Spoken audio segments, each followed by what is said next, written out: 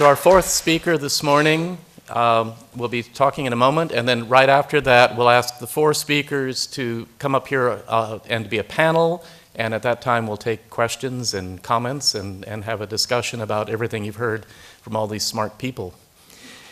Robin Hodgkins is the Charles E. Culpeper Fellow in the Scientific Research Department at the National Gallery of Art here in Washington, D.C. She received her PhD in chemistry from the University of California, Los Angeles in 2011. Before starting her fellowship at the National Gallery of Art in the fall of 2013, she completed a conservation science internship at Tate Britain and conservation science fellowships at the Metropolitan Museum of Art and the Smithsonian Institution's National Museum of the American Indian and the Museum Conservation Institute. Robin's interests include understanding the effect of environmental conditions and pollutants on museum objects and artists' materials, using corrosion studies and environmental monitoring within the museum context, and developing methods for the identification of paint constituents. Please welcome Robin Hodgkins.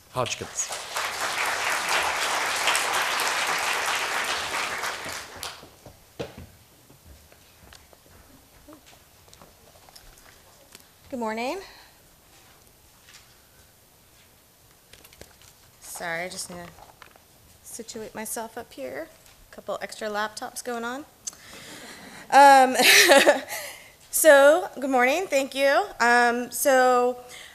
Before I get moving, I just want to say that this work was actually completed during my fellowship at the Metropolitan Museum of Art. And before actually diving into how we made our silver nanofilms for the Oddy testing, I like to first focus on what we would consider a sensitive silver object. Then I'll explain how we made the silver nanofilms, and finally how we use them in the Oddy test setup to assess storage materials. So I consider sensitive silver objects to include works of art that are made from silver with fine details that can easily be lost upon polishing or cleaning. For example, these silver objects with black and yellow details, or Limoges enamels with small amounts of silver details, or gilded silver objects like these, or Damascened objects that contain multiple types of inlaid metals, or extremely light sensitive photographs like salted paper prints that may not have undergone the fixing process, or daguerreotypes, where the images are created by silver mercury or silver mercury gold amalgam nanoparticles on a silver-coated copper plate. These nanoparticle surfaces are very sensitive to environmental pollutants. On the left, exposure to a chlorine-containing environment led to the formation of silver chloride on the surface, which you actually can't really see in the far left image. But when exposed to enough light, the newly printed out so the silver chloride on the surface basically sensitized the surface of our daguerreotype. And when exposed to enough light, the newly printed out silver particles created a whitish haze that can be seen on the second image. On the right, exposure to a sulfur environment has led to the formation of silver sulfide on the surface at a thickness that is observed as a blue color around the outer part of the daguerreotype. And because of this sensitivity, most daguerreotypes are placed in an individual housing package. So the protective package consists of the daguerreotype with a brass or mapboard spacer and glass on top. Generally, everything is bound together with tape and placed in a frame or case. If the daguerreotype has been recently conserved, mapboard or glass is placed under the daguerreotype to better protect the object. So during my fellowship, we were concerned with identifying materials to use for rehousing of some of the daguerreotypes. And mostly because we couldn't actually go back and identify the specific mapboard we used in the past. And on top of that, other people that were looking to rehouse their daguerreotypes, the product they were using was no longer available, and so they needed a new option. So each material shown in our package setup needed to be tested for compatibility. So at this point, we know what the Oddy test for the Metropolitan Museum of Art looks like, as Eric explained for us. And again, we use silver, lead, and copper foils, 2 mils of water to give us our relative humidity, 60 degrees at 4 weeks. But before starting to test my materials, I wondered if silver foil was as sensitive as a daguerreotype when reacting to harmful levels of pollutants. We know that metal on the nanoscale is more reactive than bulk metal. So would this hold true for the image particles that are nano-sized on the surface of the daguerreotype? So we conducted a series of Oddy tests to see if the silver foil would show signs of deterioration as fast as a daguerreotype sample when exposed to wool. And we chose wool because we know it's a common source of sulfur. And each Oddy test contained silver foil, a small piece of daguerreotype that was made using 19th century recipes, and a piece of wool. And we put them in the oven for 1, 2, and 4 weeks. So here we can see the comparison of the daguerreotype sample, it's a tongue twister, and the corresponding silver foils on the bottom. On the far left is a clean daguerreotype and clean silver foil for reference. So the deterioration on the daguerreotypes increases as the number of weeks increases, as we expected. And there are signs of tarnishing on the bottom edges of the foil for 1 and 2 weeks. And at 4 weeks, the foil is almost completely tarnished, which we expected. The amount of tarnishing on the silver foil at 1 week does not reflect the sensitivity of the daguerreotype at 1 week. So we began looking for a silver sensor that had a sensitivity closer to a daguerreotype at 1 week. So it turns out that a few researchers have suggested using silver films or silver nanoparticles to detect and in some cases quantify hydrogen sulfide vapors. One test was specifically developed to evaluate storage materials for photographs, called the photographic activity test that Chris mentioned earlier. So this test has very specific requirements, and samples are generally sent off to the Image Permanence Institute for testing. It's pretty expensive, and generally, and recently, the silver sensor material they use has become hard to acquire. 2 other groups were specifically interested in finding a better sensor than silver foil or coupons for Oddy testing. But based on the equipment available at the Met and meeting the criteria of 1 being a relatively easy process and 2 being able to make consistently uniform films, we decided to try out the silver films. We weren't completely sure what thicknesses would be optimal, so we decided to try 5 different thicknesses, ranging from 200 nanometers, like Wang and co-authors, to 7 nanometers, which is roughly 3 times thinner than Hawkins and co-authors. And we chose to make our films on a Microscope slide support, because everybody has those in their lab. Before making our films, we needed to rinse and wash the slides in a series of solvents to remove any surface contaminants. For the washing steps, the slides were placed in a crystallizing dish on a shaker or agitator for 15 to 30 minutes. Afterwards, the slides were stored, submerged in acetone until we used them. Right before coating the slides, they were dried with compressed air and placed in our coater. So the films were made using a vacuum evaporator shown here. It's kind of old, but it was sitting around, so we used it. The silver shots are placed in a cone-shaped coil, which is kind of hard to see, but it's about here. And the glass slides are placed on the holder up here. And the glass bell jar is placed on top, and the atmosphere is pumped down to very low pressures. Current is run through the coil and generates heat to melt the silver, which is actually going on right here. And the silver evaporates and deposits on the slides above. Different thicknesses were made by varying the exposure time and monitoring counts on the quartz crystal microbalance, which is this guy up here. The films were stored under low relative humidity to prevent or reduce oxidation before use. but they can also be stored in, under vacuum. So once we made our films, we could test each thickness in the Oddy test setup using a wool sample for our sulfur source. Since our daguerreotype sample had signs of corrosion after 1 week, we wanted our film to have a noticeable change after just 1 week. So here are our 5 films compared to a clean daguerreotype sample on the far left. And here are the results of each film after 1 week compared to the daguerreotype. The most drastic and visually obvious change was seen on the 7-nanometer film. And we don't see the same type of corrosion on this film as the daguerreotype, but the 7-nanometer film's dramatic color change indicates the presence of a pollutant that is harmful to silver, making it a promising replacement. So if we take a closer look, we can look at the SEM images of the daguerreotype and with no corrosion, and the 7-nanometer film.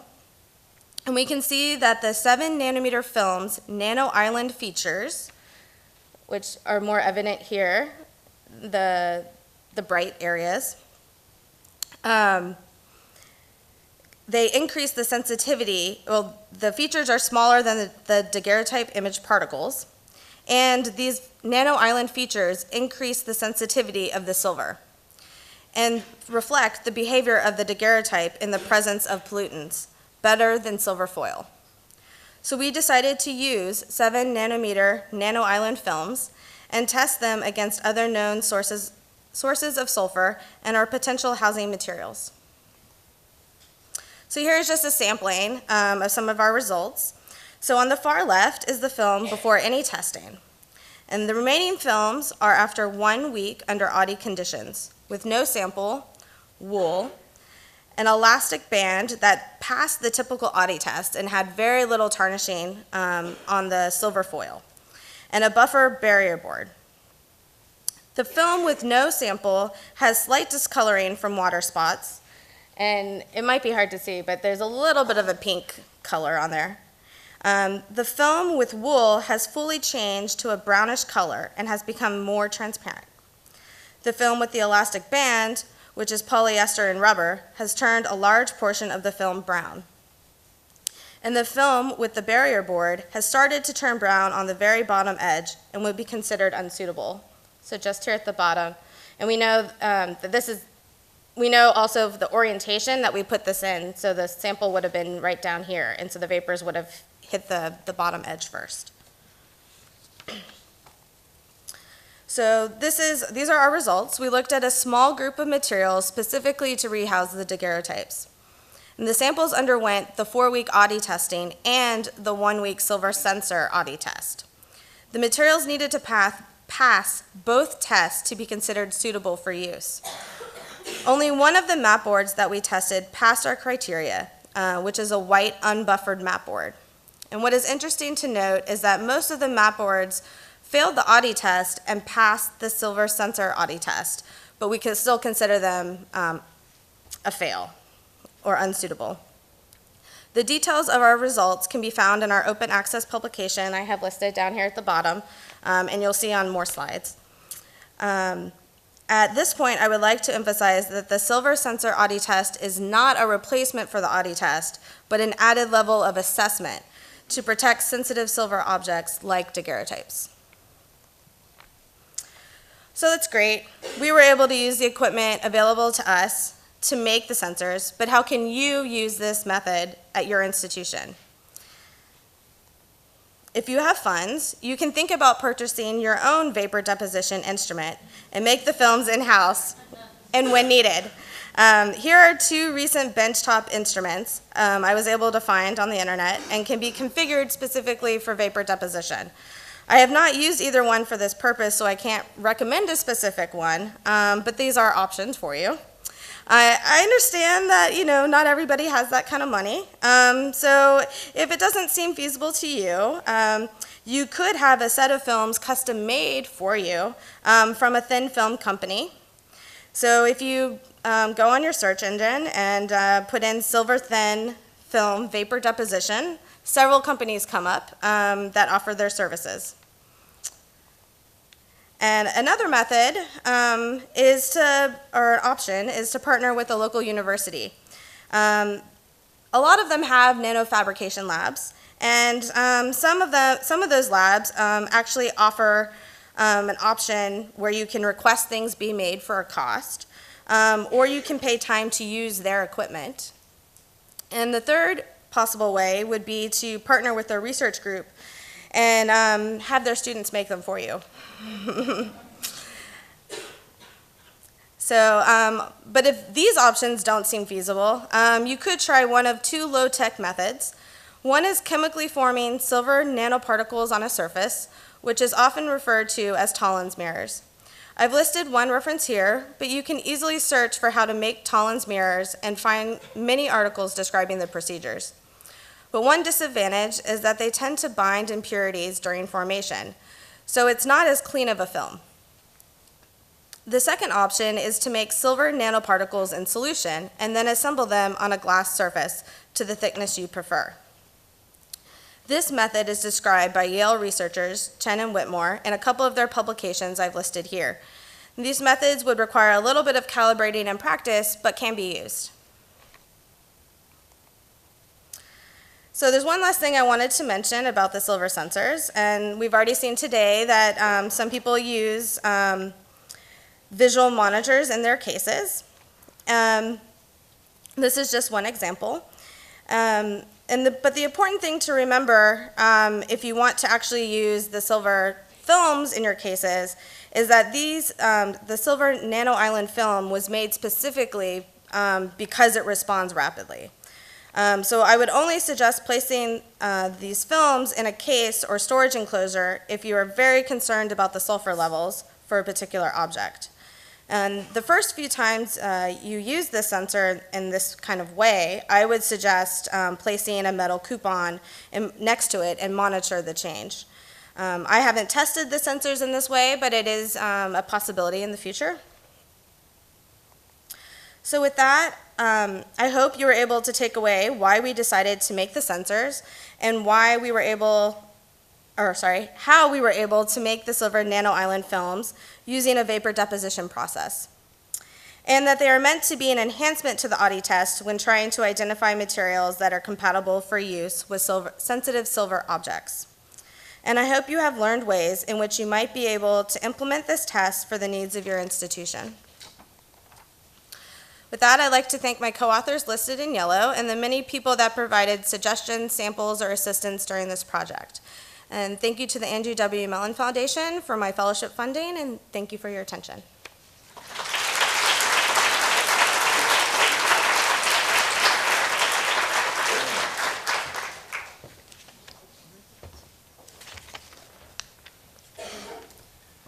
Thank you. If I can ask the morning speakers to come up to the table, we'll have our panel discussion and question and answer session.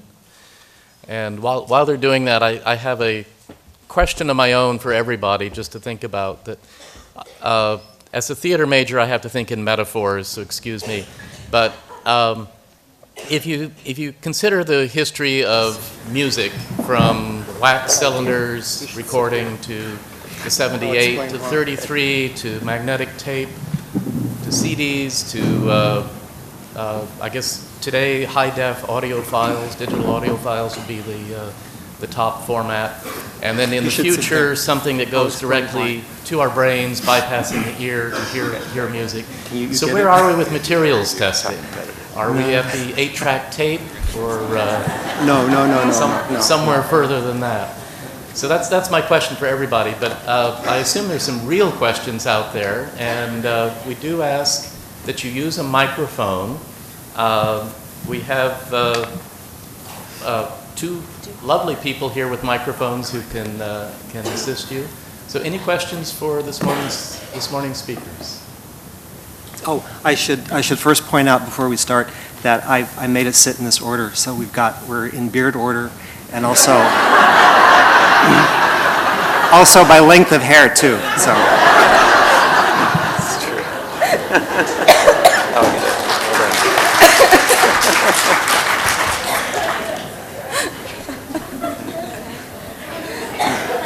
Yeah, Pam has a question.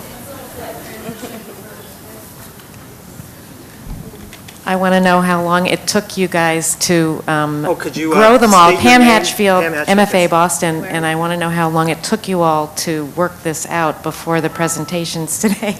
The facial hair, because, you know, it's pretty amazing.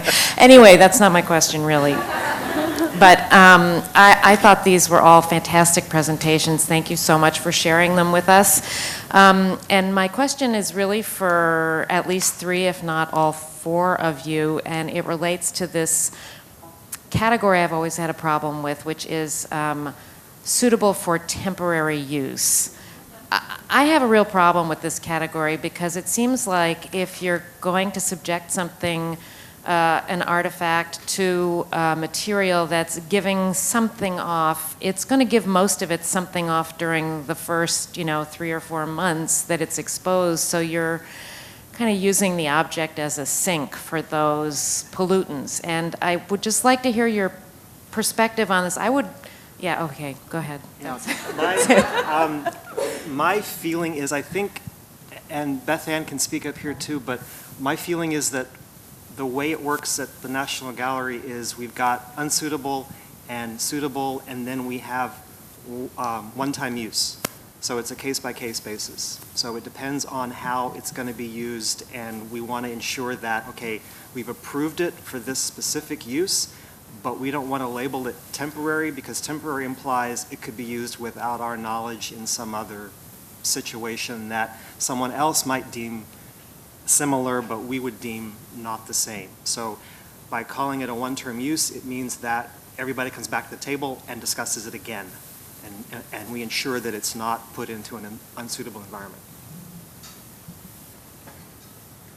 I was going to say, well, for the only temporary one that I have listed is because it was considered temporary by the 4-week Oddy test and not my silver sensor test. For the silver sensor, it was yes or no.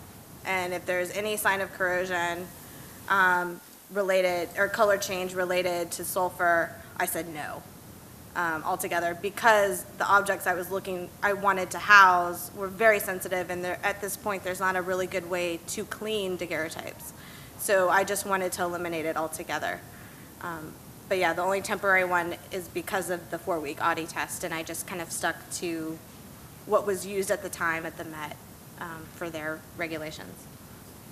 Yeah, and I think my general comment on it is that it's a compromise at this point. We don't have a good list of permanent for use materials, and so we, on a case-by-case basis, look at the ones where, well, we need to make a decision. We have so many shows going up on a regular basis, so we have to use something. And so if we have to put a material in there that's maybe has some corrosive materials in it, we'll do it if we have to, and at least we have some way to say it's not an unsuitable material.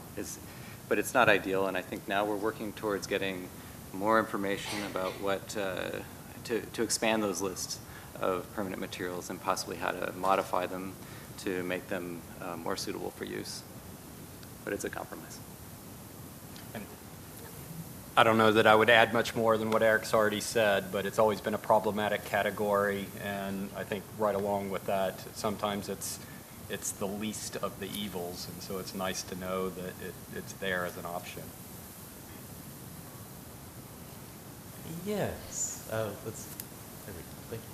Tierna Doherty, Smithsonian American Art Museum. Just a follow-up comment to Pam's, and that is that I think the temporary category often fails us in institutions where we find that a project that was understood to be temporary actually lasts a lot longer. And I think that happens in storage for us as opposed to exhibition, but it can happen there as well. And it sort of frustrates all of us because we have the best of intentions to get to that piece, all of our departments do, and we may not. So I think we often might want to reconsider the temporary approvals and how we're communicating that to other departments.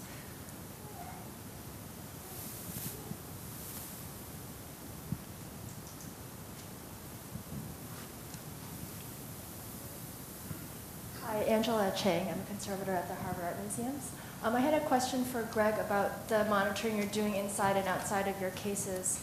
And I wondered, because you have you're measuring more pollutants inside if you've given thought to making your cases leaky on purpose? Not if our environment has a problem. That might be counterproductive, but the cases, a lot of those cases, they're not hermetically sealed, they're fairly tight fitting.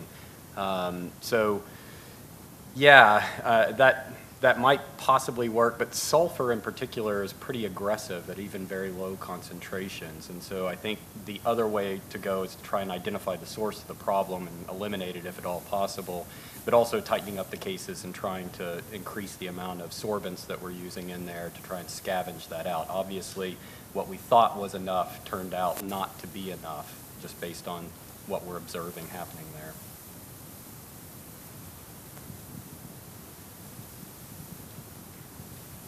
Rachel Sabino from the Art Institute of Chicago. Just a practical question for Robin. Because the films are quite delicate, I would have thought it might be difficult to prepare them in any way before you run the test. I don't know if you addressed that in your talk. And also, can they be prepared in advance and then stored? And if so, how? Yes. It was a slow process for me to make some of the films. I could only make maybe up to 6 films a day with the older instrument. So if I wasn't running them right away that same day, I was taking one of the packages you would use for anoxic treatments and sticking a low RH silica gel in there and then my samples and sealing it up until I had enough to set up my experiments. But you could put it in a, just in a desiccator with, dry rite or, anything low RH, right? Because we just don't want the silver oxide to form on the surface, though the silver sulfide preferentially forms over silver oxide. Even if there is a little silver oxide, you'll still get the silver sulfide product in the end. But yeah, so either some kind of vacuum setup, a vacuum desiccator or a desiccant in general, or in a sealed package that has some kind of low RH setup. We have a question over here. Yes, Ed Light, and besides being an industrial hygienist, I'm interested in the history of recorded music. So I might mention that I think where we're at with material science is more like the 1910 Edison cylinders. Okay, but my serious question on SPME is, have you played with this as far as being able to sample the air at ambient conditions inside cabinets and in the general indoor air? And generally for the panel, do you have any comments or ideas on techniques that would be sensitive enough to do that? I've done it a few times, but in general, most of what I'm using it for is for exhibition and storage materials, so I have the luxury of being able to take as much or as little of it and hack it off and do whatever I want with it. We did have an instance with one piece, latex piece by Eva Hesse. It's hanging inside a powder-coated stainless steel enclosure, and it reeks.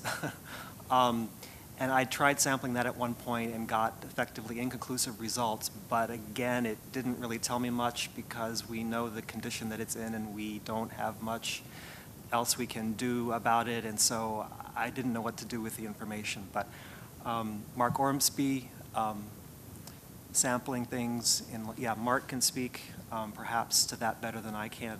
Yeah, I think I can as well. The Library of Congress, while I was there, Jeanette Adams was doing a lot of sampling within our lab space itself as well as around the library, just looking at the conditions of the atmosphere. It's pretty easy to do. I think the hardest part is figuring out how long to let the fiber sit in that space because different chemicals will compete for the fiber. And so if something just likes it more, it will bump off things that don't like it as much. And so you may have to put several fibers there and monitor them over time to get a real assessment of the different levels of materials that are there. But she was detecting hydrofluorocarbons from our bookkeeper process all the way to the things that we put in our boilers to treat the water. And I've used these in cases at the Met that have wood inside to see what types of acids are off-gassing from those particular types of wood. So yeah, I think it's used for this. And Mark is back there. I think he has some comments on this as well, if you want to. Your call. Oh, I'm sorry. So My we have this question, and then we'll go back. Oh, my comment actually was for Robin. I think there's a need to systematize the type of glass used for the microscope slides because they're incredibly variable. And in recent years, it's become routine for me, regardless of the source of microscope slides, to have to basically wash and clean each one just to use it for particle microscopy because so many of them are affected by glass hydration problems and little deposits of alkalis developing on them. To some extent, that may have to do with the fact that an awful lot of routine medical diagnostic items like microscope slides come from China, and there's a bigger incidence of little particles and foreign material in the glass, which may go along with the changes in the types of glass used. But even among German or American distributors who seem to be, one would think, more traditional suppliers of that material and who certainly charge a lot more for their slides, I've seen no consistency in their tendency to develop hydration products on the surface. So I think that's a fundamental limitation. Until you get a handle on the glass, that's always going to be a very vulnerable issue. I mean, the main thing was we used glass because that was an easy support option. If really any inert object or surface you could probably form these on, I mean, you'd have to look at after you do the vapor deposition if you still have the same kind of structure on the surface. But I mean, for me, it was being able to visually see the change, and it's easier on a transparent surface than on a opaque surface. But even the Hawkins paper that I referenced, they do it on PVC, I believe, as well, as just another support. So I do think that, you know, knowing the type of support you're using is definitely necessary, and that's also why I did all the cleaning steps ahead of time too. So if there is any other contaminants or chemicals on the surface, that we got rid of them. But yes, that is something to take into consideration when making them.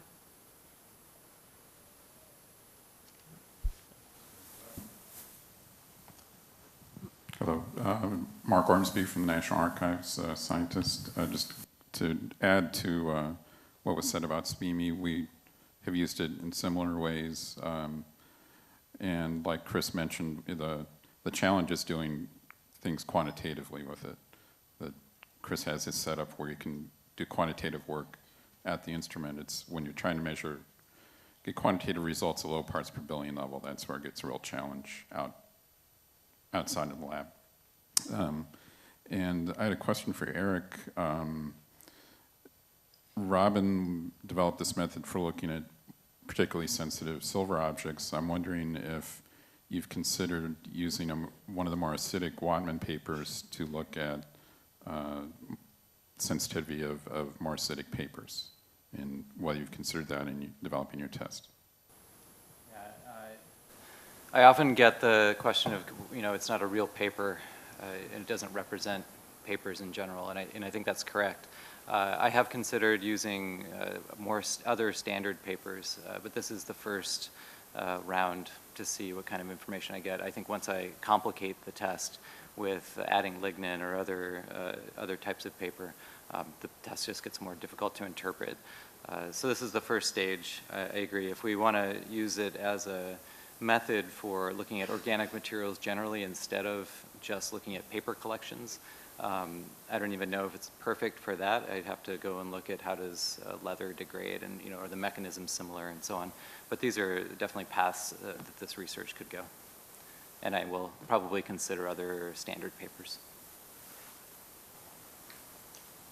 Hi, Lauren Schill, Museum of the Bible. I would like to make this almost safe assumption to say that almost all of us have worked with materials that when they were made, people weren't really thinking about off-gassing or deterioration over time or airflow, really.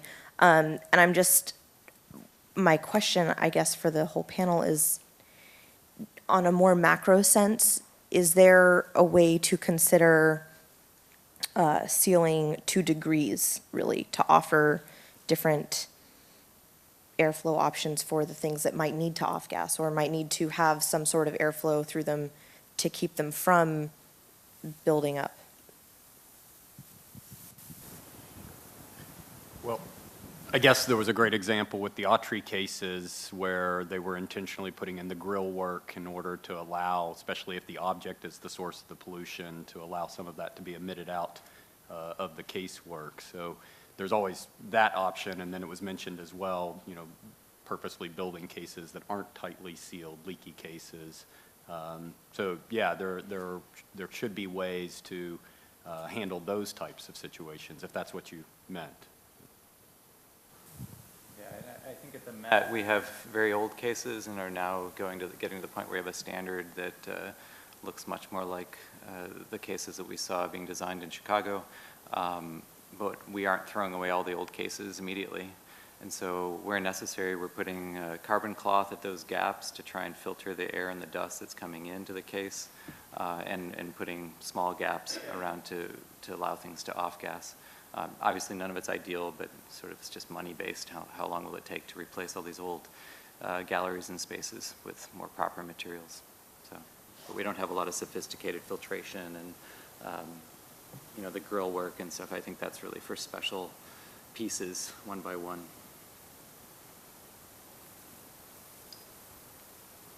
Other questions? Rosemary and Jamie are standing by. Thank you. Hi, Julie Laufenberg from the Walters Art Museum. And Greg, this is really a question for you in terms of the tarnishing that you observed in the cases. With the PVC board, we have had similar problems, and we're wondering, did you or the conservators find any correlation to objects that were recently treated for the exhibition that were retarnishing at an increased rate? In addition to that, I know you were looking at previous older treatments and residues, but we sometimes, I think, talk about this heightened surface, activity of the surface from recently cleaned things, and wondering if you noticed that. Yeah, there definitely was a variety of rates that this was happening. Some of the objects have really performed admirably. Others, like I pointed out, failed in the first 3 months. One of the problems is a lot of there are objects that were donated to us from previous owners and then objects that were given to us directly by manufacturers. And there's a chance that some of those were lacquered or coated and we just don't know it, which may explain why they survived better. Or if it is more object driven, it may be that those older pieces that could have been polished previously and are carrying some of those residues are the source. I don't really have a breakdown at this point of exactly what levels of treatment all of the objects had gotten, and in order to correlate that with the observed rapidity of the tarnish. So I can't answer it specifically except to say that there was a wide range and there may be some correlations like that.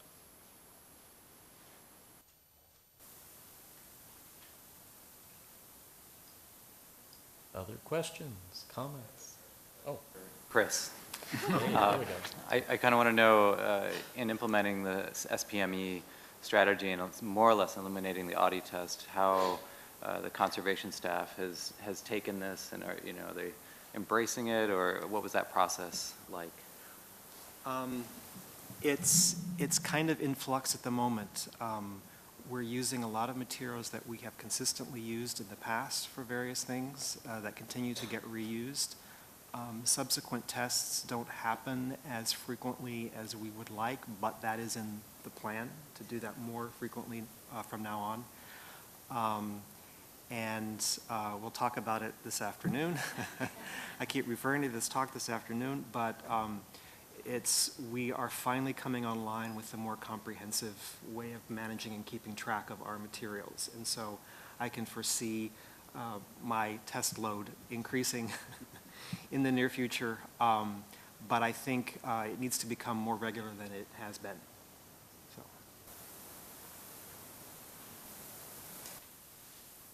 We have a question in the middle, if we can get a microphone.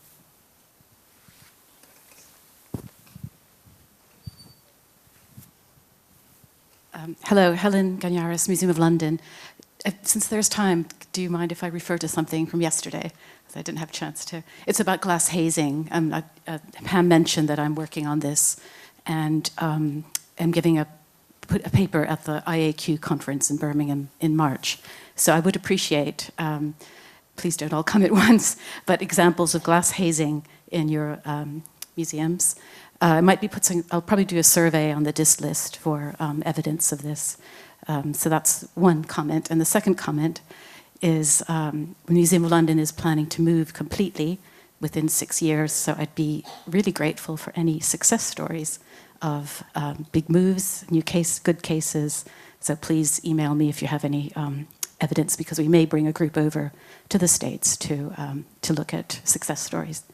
We'd probably want to hear about negative things too, but positive things would be fantastic. Okay, thank you.